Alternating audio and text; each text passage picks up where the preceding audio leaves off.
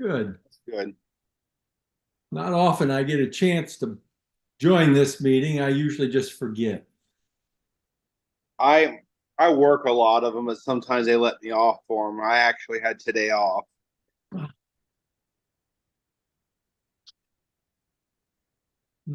but I work with kids, so it all depends on how well the kids are behaving. If I can step away for the meeting, Yeah, I never had that problem. I raised well, four boys, and that's the only kids I ever dealt with.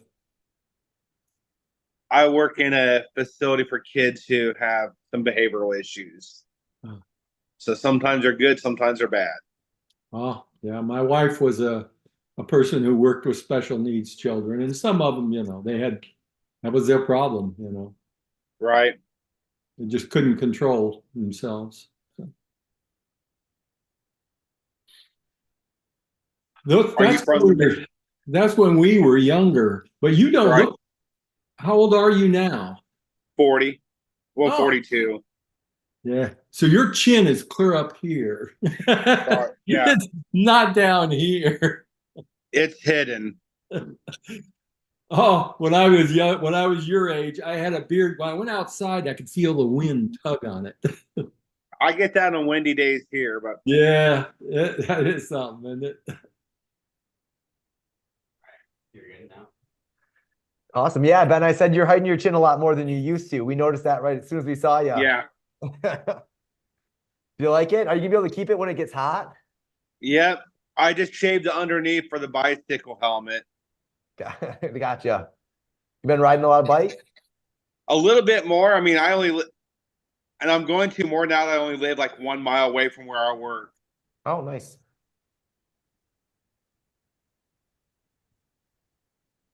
Nice. We're gonna give everybody, maybe we'll give it a couple minutes to see if a few more people filter in here, and then we'll get started. So we don't want to interrupt the conversation by any means. How are you doing today, Franz? Oh, excellent, excellent. I had to drive 18 miles to work and then 18 miles home. No, I did that for a while, but this new job provides housing on work sites. So, I mean, literally, I live like 2 blocks away from where I work. That's really excellent. You can go home for lunch.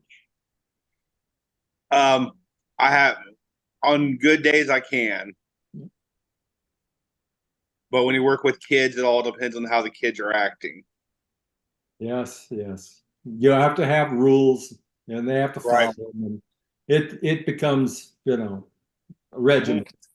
I lived in a place once where I had an 18-mile commute in one direction, and it took me 18 minutes to get there. My wife worked 15 miles in the other direction, and it took her an hour to go that direction. I won. I was the winner. That one.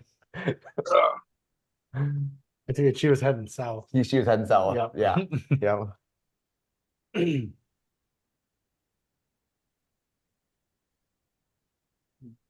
What did you do for work, Franz? Oh, I was very gainfully employed with Ford Motor Company. Okay. They treated me so well. They do all their employees. Where did you work for Ford? At Lima Engine Plant. Okay. Yeah, I just started out as an assembler. I was a farm boy, and they liked farm boys there. Sure. We just hear, being from Michigan, we hear Ford, and of course, that's our back door, right? Right, right. I don't know how GM or Dodge or whatever they are now, Chrysler treated their employees, but Ford treated their employees very well. You went off to Vietnam and lost your eyesight. You came back, they found you a job. Wow.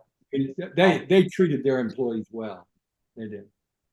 Very It was good. getting hurt on the job and then you can't work here anymore. We'll find you a job. We've got one-handed jobs.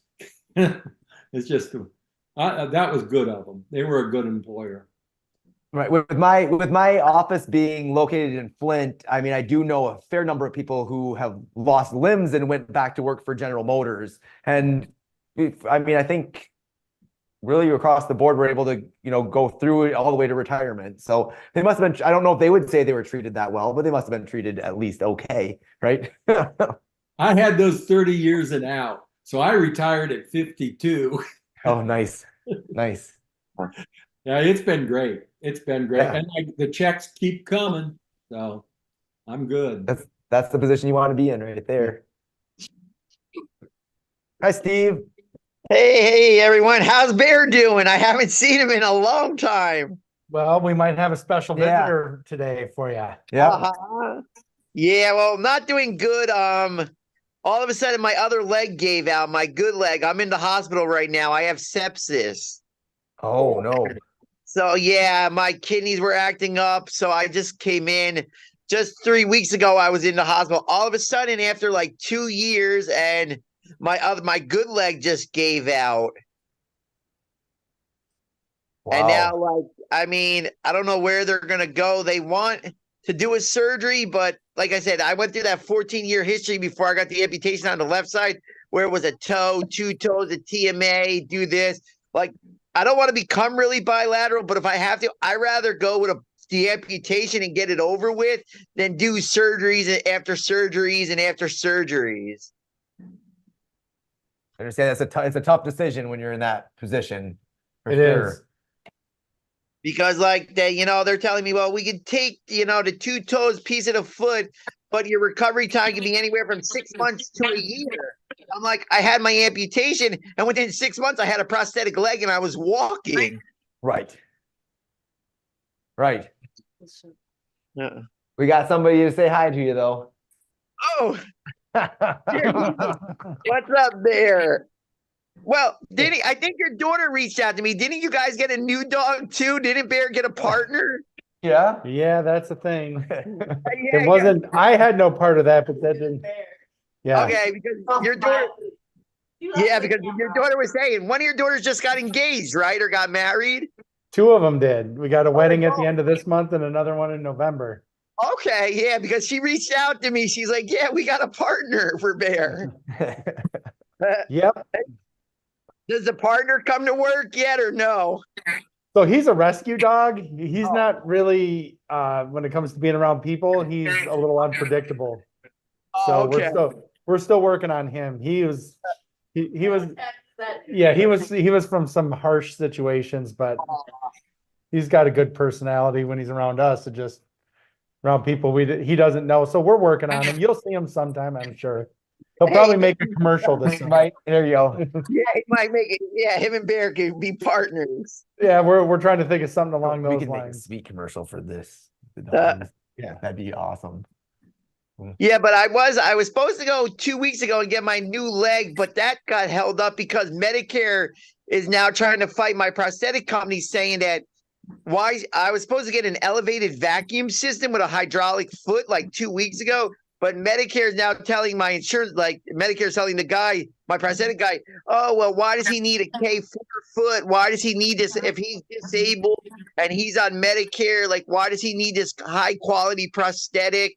So now I'm at a standstill. They said it could take weeks or months for Medicare to approve it. Steve, I got a question for you. Do you have what's called a managed Medicare program or Medicare Advantage plan?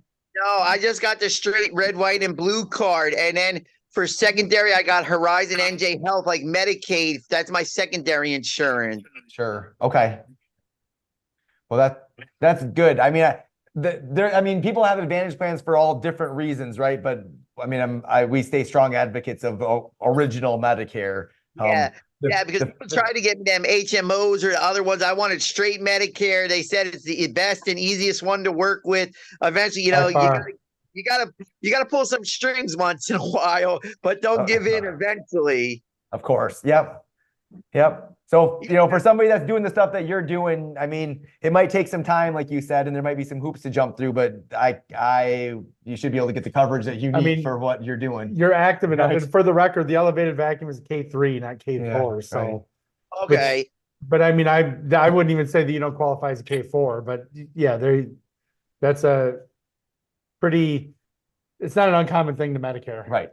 So yeah, I mean, right now the doctors are telling me, oh, well, you got to try to do less than 2,000 steps a day, less than 2 miles. I'm like, I just so active. It's so hard for me to cut down. I've tried everything. I can't just say, because the other day I did 27,000 steps in one day. That's a lot of stuff in a day. Holy cow. Yeah, it's like 16 miles. Yeah. Yeah, I was and gonna they're, say, mad. They're like, days I'm doing my why 5-6 you mile put runs, it- I'm not, Right. I'm getting 20,000 steps. Right. so. Right. yeah, because I've been on to go, and they're like, that's why your other foot's giving out. Your foot can't really handle that. But so far, so good with my prosthetic. I mean, like I say right now, my prosthetic leg is better than my real leg, my organic leg. Your organic leg, that's a good way to put it. Yeah. I like Yeah. that. You have to figure out something, the organic, Right. the real leg. Right. Right. Well, we're gonna put Bear aside. We'll have him say goodbye again at the end of the All right, thing. there. See you I don't want- later. But he wanted to say hi, and he's wishing you a speedy recovery. Thank you. You look so happy. Hi, Joe. How are you I've never doing seen him today? sit quietly for so long. It's just like this. Sitting there making faces at him. Hello, I'm good, thank you. How are you? Great. Great. I'm Nate. I don't know. I haven't been on a call that you've been on, I don't think. Are you new to the group? Have you been to? The first of time I these? was on this call, I think was about a month ago, and I think I cried all through it, and then I've not been back since. Okay. I Okay. I live in the UK. I live 10 minutes from Gatwick Airport. If that's easier to decide where I am. I am fighting to have my a left below knee amp, and so far I've not become very successful with the hospital that I'm with, because my BMI is too high and my calf muscle is too large, which I'm finding a bit devastating, really. But yeah, they want me to see a pain clinic because I'm on a lot of painkillers, and they've informed me, which is the reason why I wanted to ask you. They've informed me that with regards to the pain that I have, it's a lot to do with we think my nerves, and obviously to do with the physical pain as well. But they think they have informed me that there is high evidence that the pain I currently now have in my ankle, because I had an infected plate put in my leg in November 2022.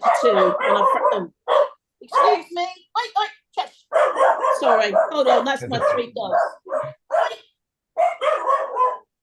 Toby, could you shut Thought them it up, was please? Bear and Right, Jocko so for did a I. second. Sorry. That's okay. It's fine. We thought it was our dog. We thought it was Bear running around No, here. it's one cavapoo and one cockapoo, and my son's just come down now. They're all fighting with each other on the sofa. Okay. But there we go. They've informed me that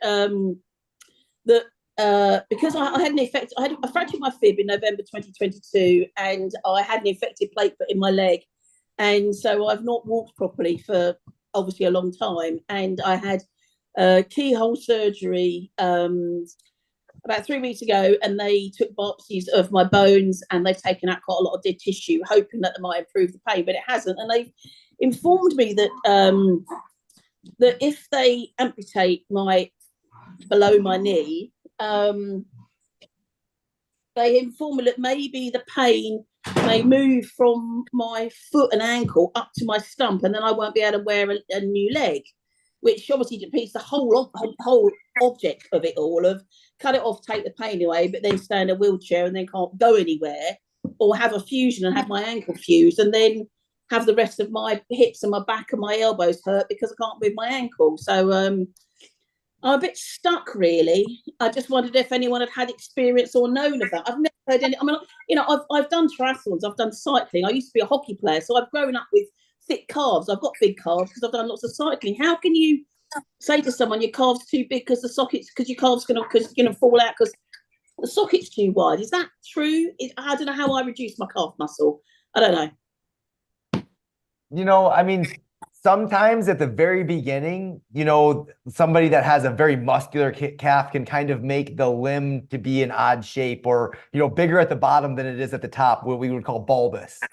Right. And that can make accommodating a prosthesis more difficult without question. But there are becoming more and Well, there more. are certainly solutions. That's what I was going to say. And there are some old school solutions for that, and there are more and more refined solutions for that kind of thing. And what you have to remember is that over time, that calf muscle is controlling your ankle. And if you decide to have an amputation, you don't have that ankle anymore. So that calf muscle doesn't really have the same job that it used to. So we would expect over time that it would continue to shrink. Right. Okay. So that problem of being bulbous kind of self-corrects with time. Okay. But Yeah, I mean, even bulbous limbs can be accommodated into Right. a socket. It's just that it takes some outside the box solutions. It wouldn't be, just your cookie cutter standard prosthesis. It would take some special modifications to do that. But we fit, I mean, I'm sure we've both fit some limbs that I mean, I'm working with a couple right now. Yeah. It's just, sometimes it's the nature of how things are. My concern, if I was you, I would have strong reservations about working with a prosthetist who felt, are these the doctors telling you that or the prosthetist? no, these are the doctors. These aren't the clinic that are producing them Right. at all. No, I've not met them. It's in St Mary's Hospital in Roehampton, and that is supposed to be an amazing. They're supposed to have amazing limb centre, and I met the plastic surgeon and also the guy who do the amputation, and I thought it would be a really positive meeting, and it wasn't not positive, but I'd expected, I wanted them to say let's go ahead, and they haven't, and I've now got to wait for the pain clinic there to see me, which could take 3-4 months. It'll be coming up to 2 years, and I've not walked properly, and my muscles in my legs are they're just turning to fat, and they were all muscle. So it just seems to be a struggle. I don't quite know where to go, really. I would maybe recommend, and Nate, tell me what you think. If there are some prosthetists in your area or around this hospital that you might work with, maybe talk to them, get their recommendations on it. And if they're talking about like some liners or like some stovepiping issues, some ways to work around this, maybe they could consult with the doctors if that's their concern and tell them what kind of fitting application could be used. And like Nate mentioned, the big thing is when he says over time, this is going to shape up, we're talking, probably within 2 years. Right. I mean, it's, the initial fit is going to be a challenge. But within 6 months of that, it's going to be better. And but probably within 2 years, that's going to be conical, if not a little less. So it would require maybe multiple sockets during that time frame, but it's definitely gonna, muscles that we don't use, they atrophy, which means they continue to shrink. And Nate had already mentioned, so you're gonna see that, and we see it all the time. It's not that uncommon. So Okay, all right. I was a bit overwhelmed because I was in a room full of about 10 people who were making a decision for me, and it's not like they did not hear me. They did hear me, but what I said and what they heard and what they said is, I might as well just not have been there. Right. So, maybe that's the route I'll take, or maybe I'll just have to get another second opinion and go somewhere else. I don't know. yeah, I mean, but I think there's some good advice for you. If you start talking to different prosthetists now and you find somebody that you're comfortable with before you have the surgery, then one, you'll know who you have to work with, and they could put some things down in writing, that might help them understand what the application procedures would be. But a huge benefit is just you kind of forging a relationship before you need the prosthesis, so that you're, that's going to be one of the most important relationships you have after this is over with, is your relationship with your prosthetist, because it's not like they're going to go, here's a leg, we'll see you again in 3 to 4 years. During that whole shaping time, you're having multiple appointments with your prosthetist, and that's, so it could be could be helpful for the recommendations with the doctors, but even more helpful for you just, finding somebody that you're comfortable with before if you end up having that type of procedure, you're in good hands. Yeah, okay. Thank you for your advice. Much appreciated. Yep, of course. That's why we're here. Hi, Well, Stephen. I don't know why you're not in the. I don't know why Go you're ahead, not Joe, in the sorry. UK. That's the annoying thing. You're Right. in the wrong damn country. That's Right. that's my problem, not yours. Well, and Oh, the well. thing is this though, we can't be everywhere, but we have a lot of passion and history working with what we do. And this is just a way to kind of create a network where we can reach out and help share ideas. And maybe one day you're sharing these, if you go through this, you're sharing your ideas with someone else, because amputees are less than 1% of the population. So there's not a lot of stuff. It's not uncommon to be in a room where you're sitting in front of a bunch of doctors and they're giving their advice, but they don't really work hands-on or professionally with this stuff. So they're not necessarily the experts on this. And doctors are in the business of saving limbs, right? They look at anything that leads to an amputation is usually a failure. So after they do that procedure, they may see you when they remove the staples, but they're not seeing the follow-up and what, you know, the active lifestyle may be on the prosthesis or the good side of it, so to speak. So, yeah, I but mean, so- they mentioned that, this is the last thing we want to do. Well, it's for me, it's not the last thing I want to do. It's the first thing I want to do. For me, it's about, taking these 3 dogs out for a walk, or getting in my canoe, or going in my motorhome. I mean, I can't do anything that. And so for me, it's not the last thing. It's the thing that I think is the best thing to happen. But you've got to try and persuade someone, haven't you? That's the thing. yeah, To say, yeah, like I this said, is what I've done. they want to save legs, but in networks like this, where we communicate and do things and create more knowledge about prosthetics and what life can be like after an amputation, hopefully it bleeds out into areas where doctors and other people might change their mind, and just informs people more. So that's, we're glad we're here to be able to talk to you, but we're sorry we can't be there to make you a leg. But hopefully this is some help is better than no help if we can be helpful. No, I always watch your videos and listen to all the things you say. So it is very helpful. So thank you. And the thing that what we can do is we can help to empower you to advocate for yourself, right? We can provide you the information so that you know the right questions to ask. You know how to, decipher the information that you're being given, whether it's by us or by the doctors, and you can start to, make your own opinions and formulate your own plan so that you know that you're confident in the decisions that you make.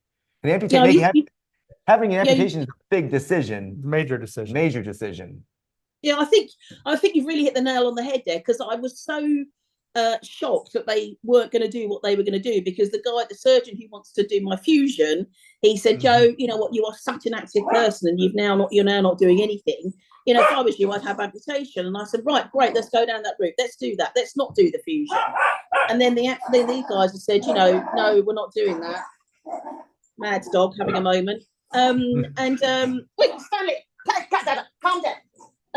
So I'm stuck between a rock and a hard place, really, of working out who I go with. That's the problem. I'm stuck in the middle of one guy saying I'll do the fusion, but you won't be able to walk anywhere because you won't be able to bend your ankle, but you will walk. And then these guys saying no, we don't want to do that. And it's just I just feel like I'm banging my head against a brick wall. But I mean, I didn't know what you said about the shrinking of a calf. So if you were to able to put anything like that in writing, so that I can then go with some questions and say to them, this is what I've been told, I don't think what you're saying to me is right, then I'll do that, because I've got to keep moving on this, because if not, I'm going to be like this for however long again. And I don't even know how long that will be. And Joe, I'm sure we have an email address to contact you. Is that correct? Yeah, I'm sure you have. Yeah. We'll look into some information about like atrophy and some of those types of things, so that you can look over it and you have some more information. Awesome. I can research it. Yeah, that'd be really awesome. Thank you ever so much. Yes. Thank you. Stephen. Yes. I see that you've joined. Oh, yeah. Oh, yeah, we've already said Stephen number 2. We are right. Stephen Sullivan. Yeah. Hi, Stephen. How are you doing? Oh, Steve. Which one? Stephen Sullivan. Yep. Okay. How's that? Can you hear me? We can hear you. Yes. Okay. I didn't know. I'm new with this whole thing, putting on this Zoom thing, whatever it is. I don't even know if pressing the right buttons or not. Fully understand. Listen, we have people behind the cameras that are helping us out, or else we would not be here looking the same way that we're doing. So completely understand. Yeah, I'm new at this myself. Yeah, I kind of listened to what you were saying about the thing. I have a big problem with phantom pains, major. I don't know how to get rid of them. Now I'm starting to get. I had the neuropathy. I lost my limb. I did that already. I finally got a room. Huh? Oh, who's this? No, another one. What's this? Am I talking to you too? No, just somebody else. I think it was just background noise. Yep. Oh, I didn't know. I thought I saw somebody else. Anyway, I tell you I was new. And I get a lot of the neuropathy pain stronger on the right side, and the amputee side, the left side, I get the phantom pain. So I'm so confused with my, I don't know what to say. Many times I caught myself trying to stand up without no leg. Yeah. Many times. Are you below the knee? On your Below left the- side? Yes, below the knee, left side. How long ago did you have the surgery? September. Okay. So it's been a little while. Is your limb completely healed? Yes, I've been. I have a prosthetic already. Okay. My second one. My legs keep on shrinking. Now I have to go Thursday again because it shrunk even more. I wear their stockings on top of the shrinker because it goes so fast when it shrinks. Mm-hmm. I find that I was walking, but then I find that now I have more right side weakness, and I go to PT to try to strengthen me up. Mm-hmm. And it's getting tougher each time. I don't know what if you don't exercise every day, you just lose it, I guess. Yeah. You lose muscle, like we were just talking about with the calf muscles, muscle atrophy. You can lose 7 to 8% of your muscle mass in 1 week of inactivity. 1 week of inactivity. That's how quickly it happens. It does happen quickly, yeah. Because I feel it in my thighs and I says and then especially with that especially with the phantom pain that I don't know what to do with that anymore. I tried everything, looking in the mirrors and hitting the stub. Right. I want to ask you some. Go for it. Go for it. Yeah, I want to ask you some more questions. Getting back to the phantom pain, do you Yes. have more or less phantom pain while you're wearing the prosthetic limb? Like, is it more frequent when you take the prosthetic limb off or when you have it on? It's about the same. It's about the same. Right. Does the shrinker seem to help at all? No, the shrinker keeps my how you say my stub top from moving. So when I put my prosthetic leg on, I had that rubber piece that goes on with the pin. So then I can get it into the prosthetic leg itself. You know what I mean? Yeah. And then I get inside the prosthetic leg. It tends to get loose in there, and then it goes by the corners of the day. Right now, it's at the end of the day, of course, and I starting to feel that I have to take my leg off because it's starting to annoy me. You know what I mean? Like where the prosthetic is. You know, the stub, I should say. As far as phantom pains happen more so at night. When you don't have the leg. Okay. Do you wear the shrinker at night though? Yes.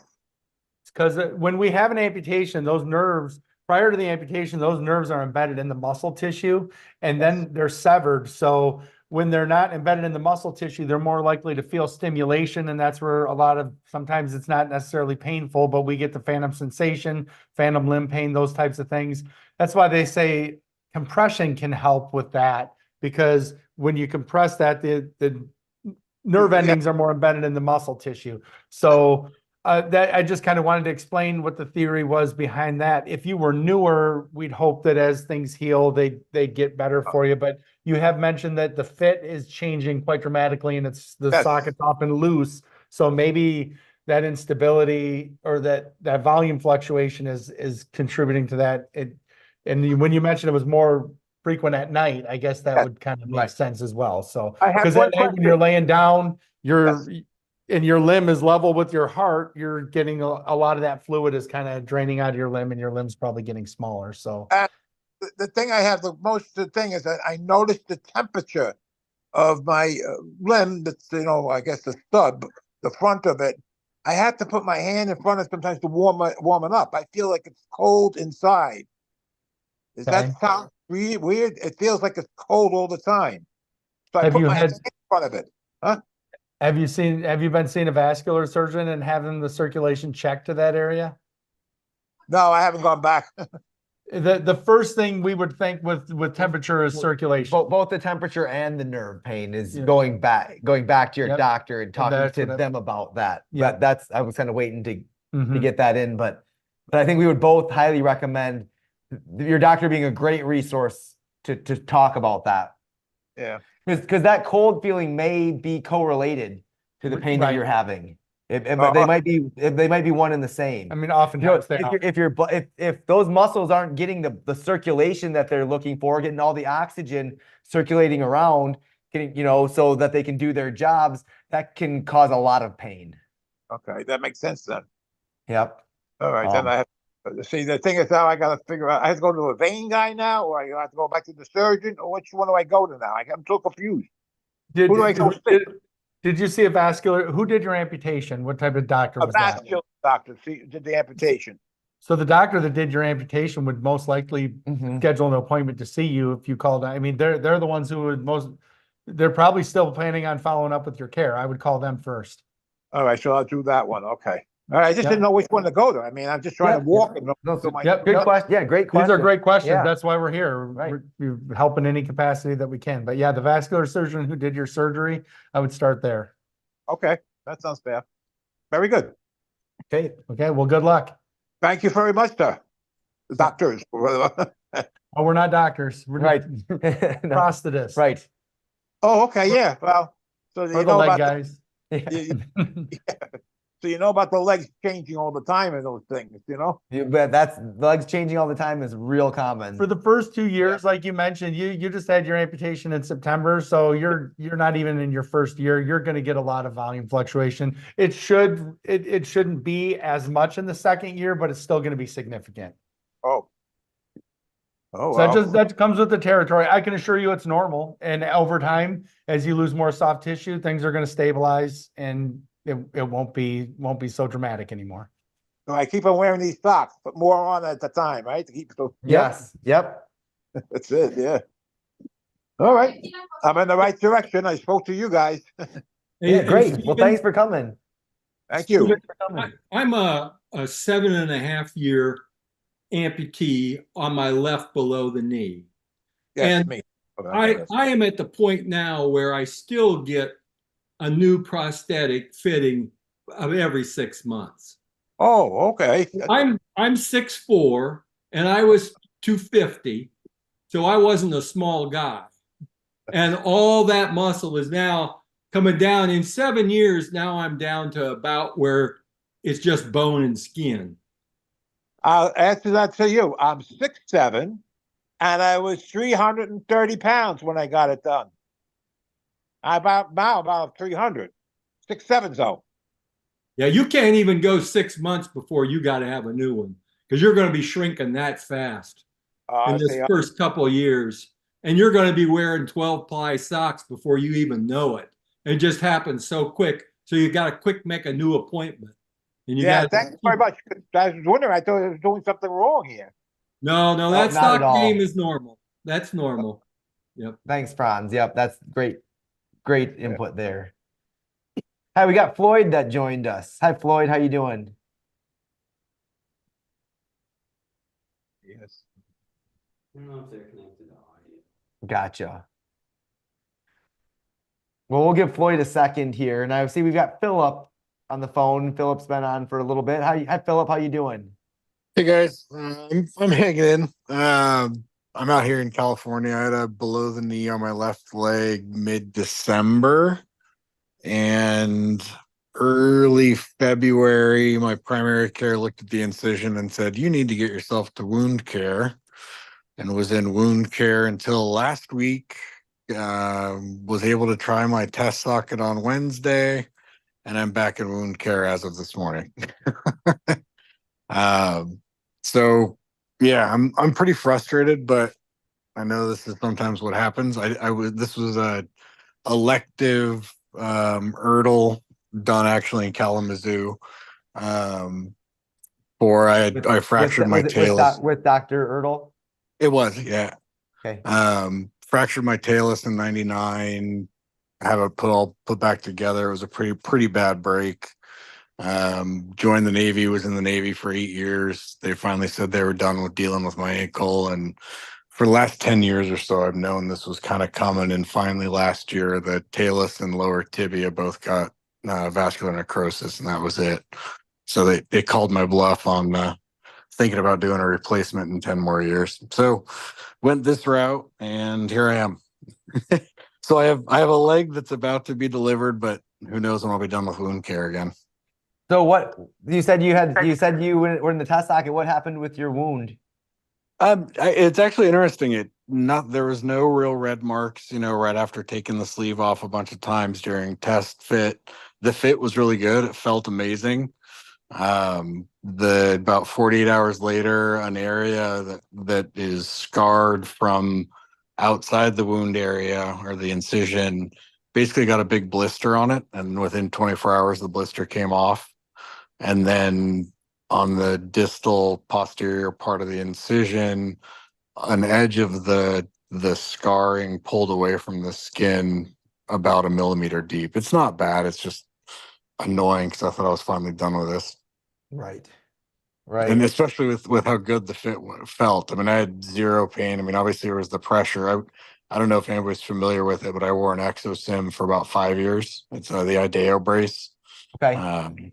So I'm kind of used to the pressure around the below the kneecap there supporting my weight. So that was, I think, helpful because I kind of anticipated the squeeze. But I had zero pain or pressure points, and was pretty darn excited to surprise my wife with the leg here and a couple steps backwards. So Right. Now, oh you well. said that scar tissue, Philip, is that scar tissue mobile? Does it move, or is it like stuck to the bone in that It's not area? stuck to the bone on the aft part there, posterior edge of the incision. I've been working as able around wound care to keep it moving since Sure. surgery. Good. Um, Good. it's still pretty. I've still got pretty good calf muscle back there. Speaking of shrinking, it's going away, but it's still there. And it's not adhered to the muscle. I mean, it's a pretty thick layer, but it slides with the rest of the skin pretty well. I just don't think it was fully healed, unfortunately, and it just kind of unbuggered itself a bit. So And obviously these would all be things that like are more kind of solutions after it's healed up again, right? Like, so yeah, once it's healed, but there are a few different options of things that you might be able to try over that scar just to help keep any shear force off it. okay, One would be like Opsite, like OPSITE, or sometimes it's called Tagaderm. yeah, I know Tagaderm. Yep. So sometimes you can put a thin layer of that over the skin, and it's just going to provide a barrier there to kind of keep the rubbing off that skin that's not tolerant to the shear forces at all, like the scar tissue. So that's one thing. The other one is a product I'm trying to come up with the name of. I'm going to Google it here really quick because it's like those two pieces of the shear that go together. I'd have to. If Abby was here, she'd know. If anybody's been to these other ones, I'd say, Abby, what's that called? And she's got the young brain that comes up with stuff still on the fly. But I know if I'll circle back to it, and even if I type it into the chat here, Yeah, no worries. but there's another idea. But sometimes the Opsite's not the best to put over there just because peeling it off can cause problems, right? Yeah. So the other thing is more something that just sits on top of your skin. Okay. That's basically like, it's almost like two pieces of Lycra that they rub against each other instead of the liner rubbing on your limb. Okay. So it's like a liner. Something like that. But even Okay. something like that, even a sheath under the liner may be something as simple as that. But there's I guess long story short, there's lots of options on things that you can do to protect that scar tissue. Yeah, I think I mean, honestly, the biggest factor into all of this was, I've been wearing I've been calling it a trash bag, but it's a limb cover for showering. Okay. For the last, 3.5 months, it hasn't gotten a good shower. And, right.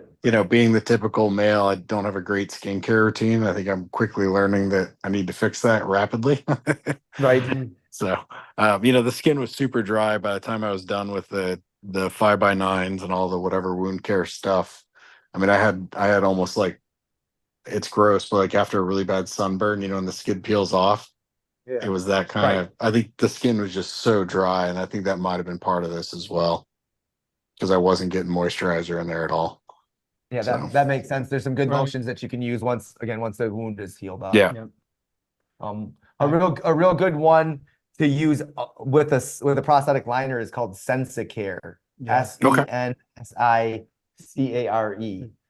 Didn't we have some here? I think it might be in the closet over there, but I know we had some. It was just. But yeah, that stuff works pretty well, and it's just you have to be careful with just whatever brand of silicone liner you use.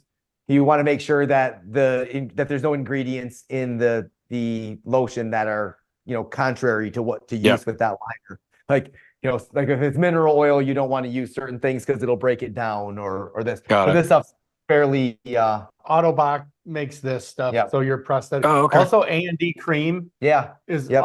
it's a lot cheaper and it's basically the Right. same ingredients. Right. Yeah, I've been using Probably like- Aquaphor. Okay. But yeah, taking Awesome. care of your residual limb skin or tissue is very important. So Yeah, I'll get on it. Right. But I mean, so what do you have any other questions or anything? I know it's hard to get feel like you got some momentum finally and then take a step back, but any other questions? Yeah, no, I'm just trying to absorb all the knowledge I can, and I'm in a holding pattern, but I'll get through it. Yep, that's the best attitude you can have. How about, are you doing physical therapy or doing anything to stay active in the meantime? Yeah, I'm going to therapy. They basically said just keep doing my home exercises. I'm ready for the leg. I need to get the leg so I can start doing Right. gait and the higher level Right. strength. Right, but you're doing the home exercises, making sure you keep good range of motion in your limb, Yep. all those things. Perfect. Yep. Yep, that's the best thing you can do. Take care of yourself, let your body heal up real good so that you're ready to go when your time comes, right? have you Good ever times. visited our website? Yep. Yeah, I've been looking. I was just gonna say, we have some exercises and things like that too, that might be helpful for you to do without the prosthesis. Not as much, but there's some on there. Yeah, no, there's been a couple of you guys, and then there was another that I found that had a bunch of really good Sans prosthetic, below knee, keeping the quads and hamstrings strong. Good. Okay. Great. Well, who else has any questions or anything that they want to add right now? We have a couple of announcements. Oh, there's somebody else that jumped on. Kilioni or Kilani? I'm sure we're not saying your name correctly, so I apologize think it's about that. Kalani. They just asked them to unmute. What's that? They just asked them to unmute. Okay. They did ask a question on Facebook. Okay. They asked about, they're looking for overseas sponsorship to assist them with getting a prosthetic leg. So I was curious if you had any resources. Sure. Could you respond back about what country they're in? So we had a question about just kind of like some overseas. Let me open the chat up here. Might help me. I think I saw it. It says, I'm looking for overseas sponsorship to assist me with a prosthetic leg. Do you know of any resources to direct them to? In Fiji. So Fiji is not a place that I know of right off the top of my head, for sure. But there are lots of resources in terms of like internationally, in terms of prosthetics and getting access. It's something that we can look into, like what there is in Fiji and see if there are any ways that we can help, for sure. So we'd be happy to look into that. Yeah, that's a nice place too. Yeah, I've never been to Fiji. No. It would be a nice place to go. Okay, Floyd asked online. He said, "I'm a hip disarticulation amputee in Mobile, Alabama. I've had 3 different sockets at 3 different places. I'm trying to figure out how I might get someone with hip disartic experience to come to Mobile, Alabama and make me a socket." That completely understand, Floyd. I don't know if anybody is familiar with the term hip disarticulation, but that is the removal of the entire leg at the hip socket. So the pelvis is intact, but it's actually a removal of the entire leg.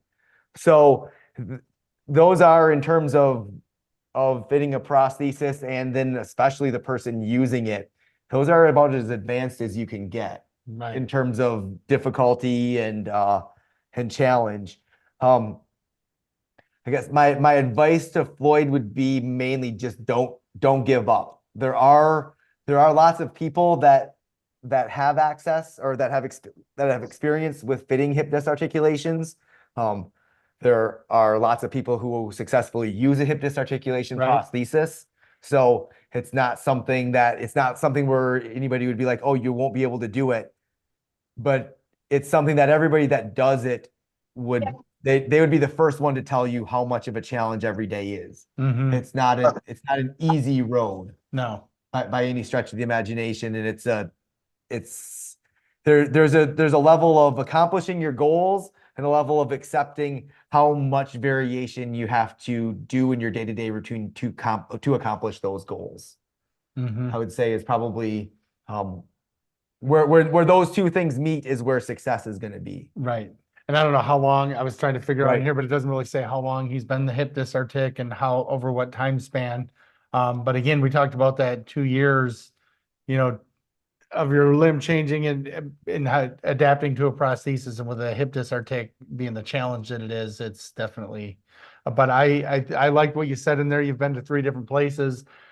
If they can't give you what you need, keep shopping around, like Nate mentioned. And I know you said, do we know of most prosthetists aren't going to be able to come to where you are because their lab and their clinic where they fabricate things are in their area.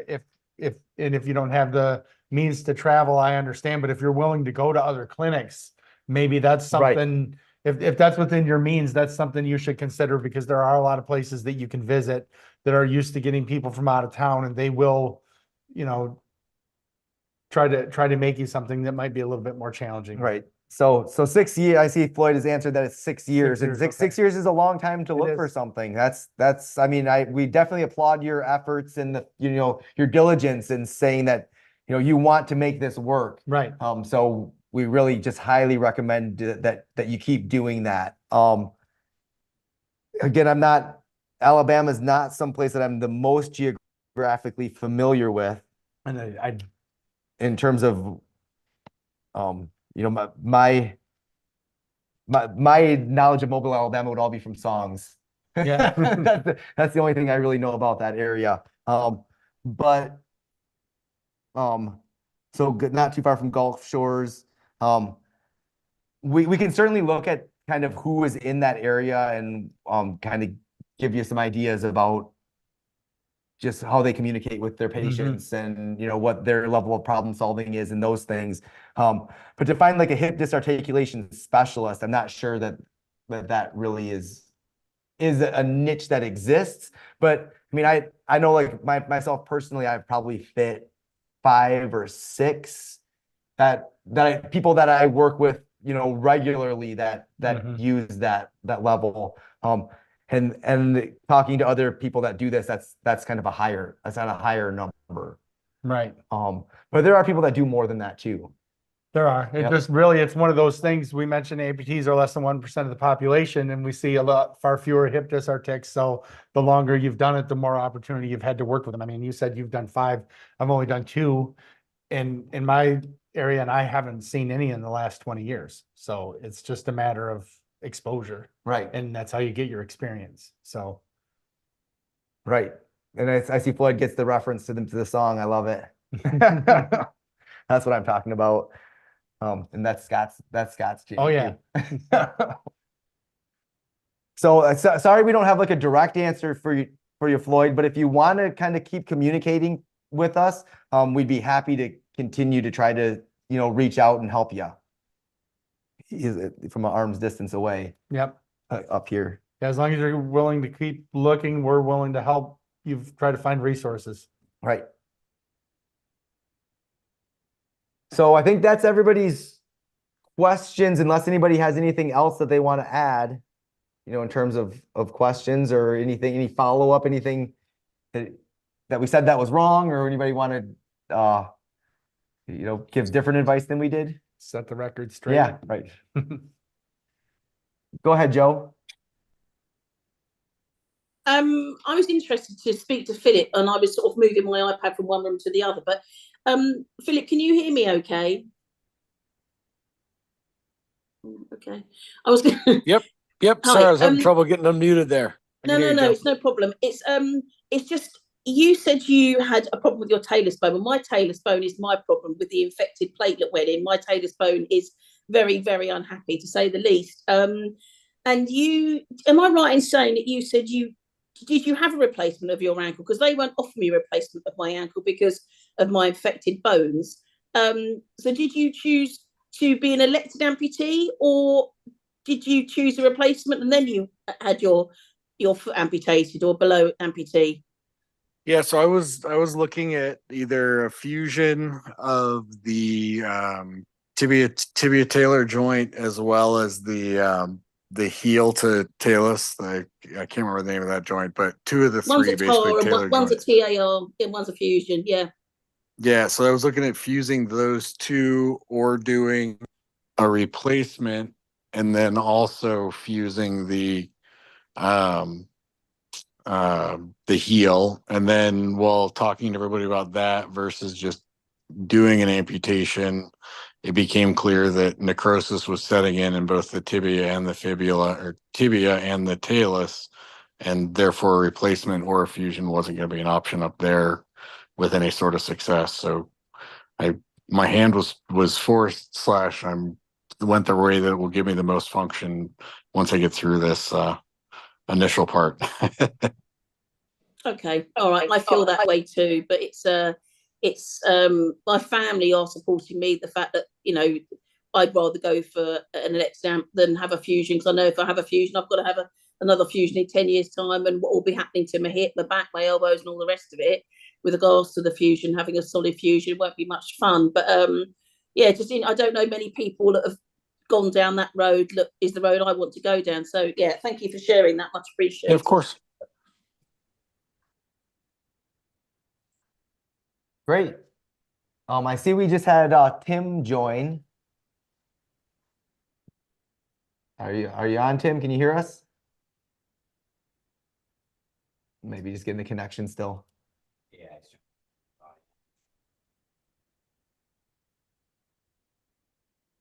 Hi, Tim. Hello. How are you doing today? I had better weeks, Uh-oh. but no, it is what it is. Next week will be better. We haven't seen you in a little while. Scott and I haven't been doing the calls, so Well, I had a couple of challenging periods. I had to have 2 additional vascular surgeries on my left leg. I'm right above the knee amputee. I fell 2 additional times. I'm now up to 24 in 40 months. So I'm still under 50-50. I did not fracture my back anymore. So those things are the good things. so still struggling with the falling and Yes. no. Okay. Sorry. We're sorry to hear that for sure. No, but I keep on each morning. I get do my exercises, and it's going to be a better day. Good. That's the attitude that we have to face the day with, isn't it? Yes, the only one. Yep. Well, do you have any questions for us today, or just kind of want to come to join in? I missed the last couple of groups, which I regret, and then I'm glad I finally got the right timing down, and glad to see you all. Yeah, likewise. Glad you were here. And Scott and I haven't been here the last couple of times, so you didn't miss anything. Yeah. No, just kidding. Just kidding. Everybody else is great. We're just we gotta needle them whenever we can. We don't get very many opportunities. Right. They're usually one up on us, aren't they? Yeah. Well, great. So, if there's no other questions or anything today, we do have a few announcements that we wanted to take this opportunity to make. We got a lot of big events coming up here over the summer months in Michigan. Anybody that lives up here in the north knows that we only have a few months that the weather cooperates with us. So we try to pack everything into that small window of time. So have a lot of activity coming up. All of this activity is really centered around one thing, and it's a big nationwide in the U.S. initiative called So Everybody Can Move, or in some states it's called So Kids Can Move. And if anybody's heard of this, and what this is it's a legislative initiative to pass laws in every single state so that insurance companies have to recognize exercise and recreation as medical necessities. So that means that they can't look at something and say, oh, that prosthesis is only for exercise. That's denied. That's not medically necessary. We inherently think that exercise is a medical need of every person. Movement, exercise, recreation, those are foundational needs of people. I mean, they're foundational to our health. Yes. Particularly if we're in a situation where our health is deteriorating, or maybe just at an onset of type 2 diabetes, and if you're willing to get active, the way to turn your life around is exercise. And they're And if using you this don't as a reason. exercise, you get atrophy and lose your other leg. These are all the things that we know we can help people prevent, right? And that we know, and that people ultimately want to prevent. People want to do the thing to better themselves and put the effort in and all this stuff. And then you put all this in, and then an insurance company comes back and says, well, you don't need that. That's a luxury, or that's deluxe, or some of these terms that they like to use. So that's all the bad news. The good news is that in 2 years, we've been able to pass this law in 6 states in the US. And that's a big, I mean, Well, it helps to set precedents. For any kind of grassroots effort to be able to go, and in your first 2 years, you've already got this going in 6 states, with several other states having legislation that they're discussing, that's been proposed, all these things. So all of our events are going to be fundraising for this national initiative. Not a penny of this goes to Scott, me, Bremer Prosthetics, any of those things. All of it goes right to these initiatives. So some of it'll be earmarked nationally. Some of it will come right back here to Michigan for when we make our push to be one of the states that has this legislation. But our events that are going to be coming up, the first one that we have is called 28 by 28. And the reason that's called is because what our real goal for this legislation is to have 28 states pass this law by 2028, when the Paralympics are going to be in Los Angeles. We just think that would be great. If we could have the majority of states say that we think that exercise is medically necessary for people, if we could have 28 states do that. The reason we think 28 is because that's how you get the federal government to listen to you. Yep. When you can get 28, when you get a majority of states to pass legislation, all of a sudden then the federal government says, for the other ones they to say, deny. okay, you know what? There's the majority of the states feel this way. Maybe we'll look into this. So what this is it's think of it like a walkathon, where what we're going to be doing is we're going to be having a big team, and everybody will go out and kind of do their own fundraising. And the goal is to move 28 minutes in a fashion of exercise, recreation, any of those things, 28 days in a row in July. From July 1st to July 28th, to spend 28 minutes of your day engaged in some sort of physical activity, whether it's walking or running or biking or rock climbing or dancing or playing with your dogs or playing with your kids. It really, the type of movement doesn't matter. And that's the great thing about movement and exercise, is the kind that we do is really not important. It's about the activity. So we're going to have lots of more. This is kind of a new thing that we just were approached to kind of be a team leader for. So we'll have a lot more information about this event, the 28 by 28, coming up here in the next few weeks. And how we can That starts July 1st. That starts July 1st. Excuse me. Yeah, I am from Pennsylvania. How can I start this here? I will make sure that we share all that stuff on Facebook, Tim. I'm sure there's already a coalition in Pennsylvania, but we can get you in contact with the people there. That's an easy one. Thank you. Yep, we've got great resources in terms of the website and how to sign up on all that stuff. So we'll make sure to put that on the Facebook. The next event that we wanted to talk about is our Step Up to 5K.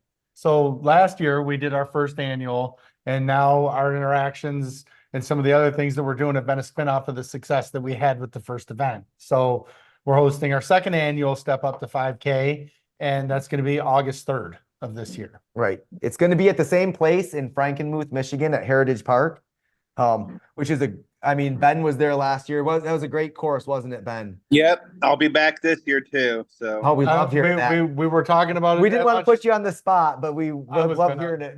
I've already signed up.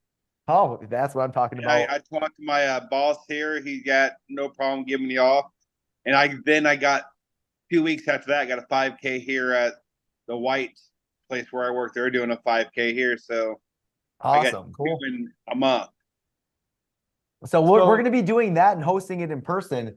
But this year, I mean, we do so much with people that aren't able to come to Frankenmuth on a Saturday in So we August. have this virtual online community of people that aren't able to attend. So what we're gonna do is we're gonna have a virtual step up to 5K where people can do that event on their own. And then we're gonna have some cameras when we have our actual event. I believe by drone. Is that right, Bill? Is that what we decided? So that during the event, you guys can log on, see us while we're doing the event. Maybe have like a chat room going at that time so you guys can chat to each other. When we run by, we can say hello. We just things that bring us together, like we talked about earlier, right? We just think that's one more thing, a different way to try to keep you guys with us as we're doing these things. So hopefully you like that idea. And then a lot of the virtual will be, it's going to be on the honor system. I mean, if you want to sign up and pay the registration, we'd love it if you did the thing, and we really want to encourage you to do the thing. But if you sign up and pay, you're going to get a medal and a t-shirt. Yeah. So The American way. the American way, you got it. That's exactly right. But again, we really want to make this as the whole purpose of this event. And even if you're out on the course, you can see it is to make this accessible for people. It's a 1 mile loop that you're never more than 1/8 of a mile from the center where we have an aid station. So if ever anything happens, and we have aid stations set around that if somebody needs to sit down and, tend to their prosthesis and, if there's perspiration problems or if they need a rest or however, it's really set up so that we can get people to accomplish it. So, that's what the virtual event is going to be in that same theme. And of course, when we did it last year, all of the money that we raised for that, we gave to the So Anybody Can Move Foundation. I think we raised, was it $10,000 last year? So, yeah. And we'll be, the money that we raised from that will be going to the same thing this year. The final event that we have coming up is on August 23rd and 24th. And that's in Flint, Michigan, and that's a road race called the Crim. If anybody's, we don't have any locals here, but the Crim is an international event. It draws people from all across the world to come and run in downtown Flint, Michigan, which in most conversations, Flint, Michigan is not an area that gets the best publicity and press. No. But it's a time that the community really comes together and celebrates itself, and it's just such a great event. The whole city is there and just kind of enjoying all these people that are running. Now there's 3 different events at the Crim that people will be participating in. As a result, again, of the step up to 5K we did last year, they asked us to do, so they're having their first ever amputee division. Right. So we think this is great because we talked about doing things earlier to create awareness. How many years has the Crim been going on? 50. Yeah, so after 50 years, so we're excited about that. Right. So we're expecting to see. So we have 6 people that signed up to be in a training group who all met up today at 2 o'clock for their first training session that are going to be working their way so that they can participate. Now, to participate in the event, you don't have to be part of the training group. We just want to really separate these people and say, kind of applaud their efforts and the dedication that they're putting in. But the events that people are going to sign up for the distances are 1 mile, 5 kilometers, or 10 miles. Now, I'll be honest, the majority of our people are pledging to sign up for either the mile or the 5K. So far, I've only heard one person in our group say that they're going to do the 10 mile. And who's that person, Scott? So, yeah, but I figure if we're going to do something to create awareness, I always kind of like to put myself on the line, and it's not so much because you expect everybody else to do that, but if they say, well, if he can do that, then maybe I could get out and do the mile next time or something. So, I've never ran that far of a distance in a competitive event. The challenges are pretty big with skin breakdown and blistering and all that stuff we talked about earlier. When you run, they're more magnified, but I've got myself up to a point right now where I'm running 5 miles without getting any skin breakdown or blisters. So by my calculations, I should be able to finish. So really looking forward to doing this. It's going to be a milestone for me. And I'm just excited that we have this amputee division with the Crim. So we want to maybe get the word out there and somebody else will do it next year. I think it's good when people see That time, except for the fact that we all end up on commercials and people say that we're athletes and we don't really have, but you hear me talking about skin breakdown and blisters, and I always say, I just wish they'd show the commercial where after they show the person running, they show them taking their leg off when their leg's bleeding and they have the, you know, what it really entails, because the most important thing if you live an active life on a prosthesis is the will to continue to go forward. Right. And that's why we all continue to meet and do this thing. And that's the part that's never discussed. They always talk about technology. So Right. So I actually, I mean, with Scott saying that about the blisters and the skin breakdown and him wishing he said all that stuff, it brings me back. I want to mention Nicole Verkeilen, who she's just a powerhouse of a woman who she's the one who's nationally spearheading this whole So Everybody Can Move initiative. She's the one person who's the driving force for 50 states. Several years ago, she ran from Seattle to San Diego on her everyday prosthesis, not a running prosthesis. And during that time, she documented and she showed every blister, every skin breakdown, every complication that she had, so she could show the reality of the toll that this takes on people. And when she's got a great sense of humor, and she called her project Forrest Stump. So kind of the play on the Forrest Gump with the but I mean, I just want to kind of name drop Nicole Verkeilen, because without her, all the things that we're working for wouldn't exist. And we really want to make sure that we're supporting her and giving her the credit that's due. but again, it goes to somebody doing something to inspire people to get some attention, and then it turns into a movement, and we have more people. Like I said, anything that creates awareness, it builds momentum. So that's why we're happy to be supporting her and working with that organization.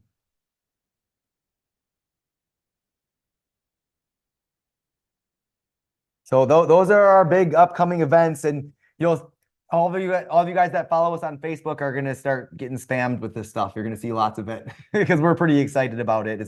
We put a lot of stuff into it, and we're really excited to see people benefit from it. So with that being said, if there's not any other questions, we'll wish everyone a great day and a great week. And thank you for coming. See you back next month.